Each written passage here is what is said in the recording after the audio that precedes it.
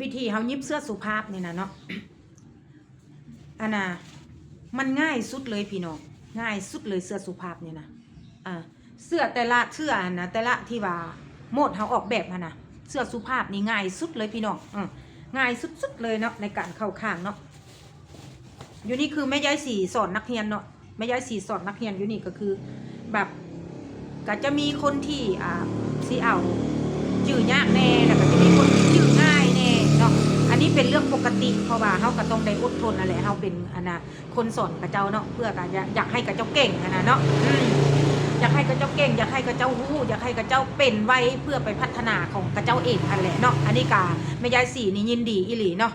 ซึ่งสมกับเจ้าอีหลีเนาะในการที่เราประกอบเนาะเรานอกจากที่ว่าอันนี้จะเป็นเสื้อสุภาพอันนี้ขึ้นกับลูกค้าสั่งเด้อลูกค้าสั่งว่าเจาะกระเป๋าหน้าเจาะกระเป๋าหน้าเขาก็ต้องได้เจาะคันลูกค้าสั่งว่าเจ้าเฮ็ดกระเป๋าแปะให้ข่อยเด้อเขาก็ต้องแบบสร้างแบบตัวนึงมาแปะกระเป๋าแปะกับเจาะบ่คือกันเน่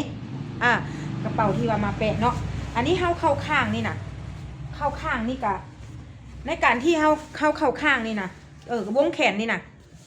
มันจะมีสองข้อเนาะมันจะมีสองข้อข้อที่หนึ่งแล้วแม่เฮาจะเฮ็ดแบบปิดเป็นโต่งแบบสิเนาะเป็นโต่งแบบสิเนาะแนวใดง่ายแล้วเฮาเฮ็ดพี่น้องให้มันงาม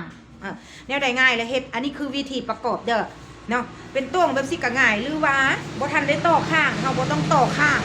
นะอันนี้ขึ้นกับวิธีการของเฮาเนาะเฮาบ่ต่อข้างแล้วเฮาจะเข้าแขนลงมาเลยสิเข้าแขนลงมาเลยแล้วจึงค่อยมาเข้าข้างน้ำหลังอันนั้น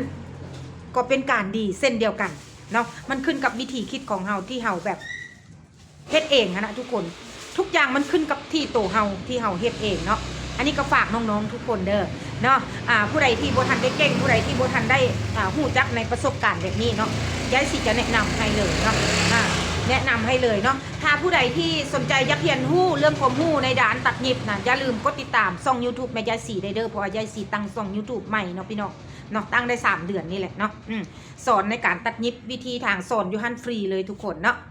หรือผู้ใดสะดวกมาในห้างก็ให้มาได้เด้อมาในห้างมาได้พี่น้องเนาะมาล้มกันได้เนาะขอบใจ